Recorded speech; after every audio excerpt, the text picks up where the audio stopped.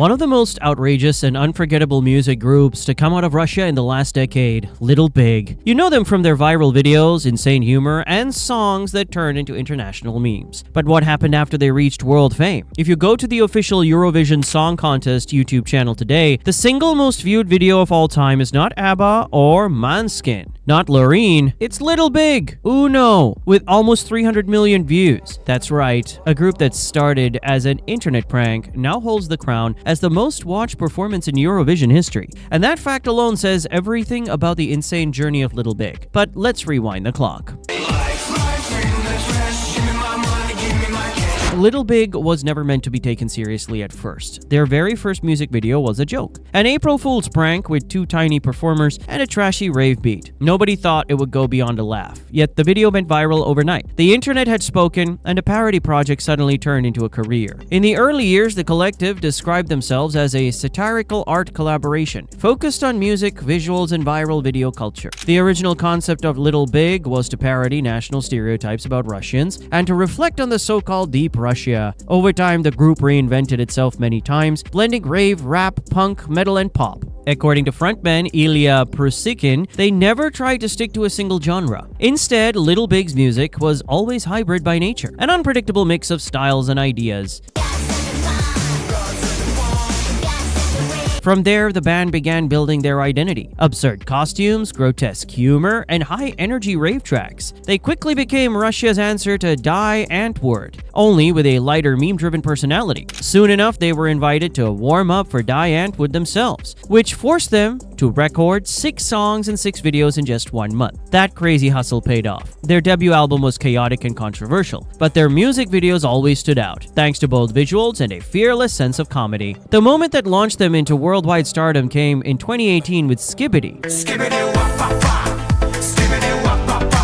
The track itself was simple, but the video, and especially the absurd Skibidi dance, spread like wildfire. Everyone was doing it. Russian TV hosts, Hollywood actors, and millions of TikTok users. The video crossed hundreds of millions of views, turning Little Big into Russia's most viral musical export. Suddenly, they weren't just a band for ravers and hipsters, they were mainstream global stars. Forbes even ranked them among the top-earning Russian celebrities, pulling in over $1 million in a single year. And yet, they never lost their humor or their satirical edge.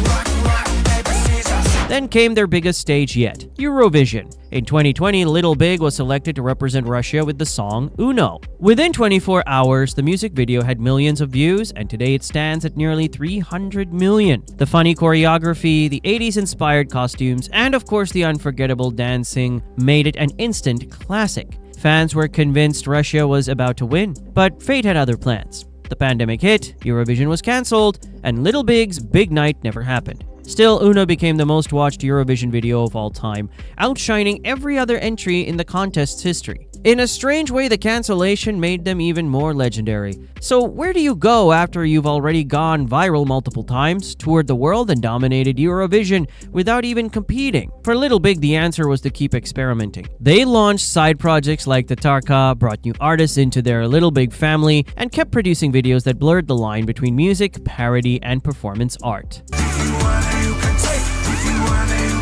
But their career wasn't just about funny dances. In 2022, the band made international headlines when they released an anti-war song, openly criticizing the Russian government. It was a bold political statement that forced them to relocate abroad. They continued performing in Europe and the United States, but now as outsiders from their own country. Meanwhile, personal lives also shaped their music. Ilya Prusikin, the face of the band, became a father. He admitted that fatherhood changed his perspective, softening some of the aggression of their earlier songs. And do you remember Olympia, the band's original vocalist? In April 2018, Little Big lost their last little when Olympia Ivleva announced her departure. Her exit could have been turned into a minor scandal, but the official version was simple. She was tired. Concerts had become a routine, and the constant media attention was never part of her life plan. Instead, she chose acting and business over pop stardom. Fans eventually embraced a new female vocalist, while the media quickly forgot about Olympia's existence. Even in their quieter periods, they never truly disappeared. Songs like Hypno Dancer and Tacos reminded fans that they still had the power to create viral moments.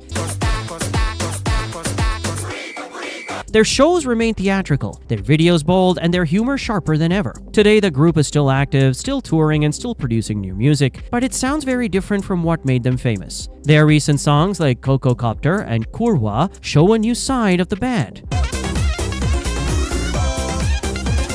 They're still playful, but the sound is more experimental, less focused on pure rave anthems or viral dance moves. Some fans love the change, others miss the old chaos of Skibidi and Uno. So yes, their newest songs don't sound like the Little Big of old.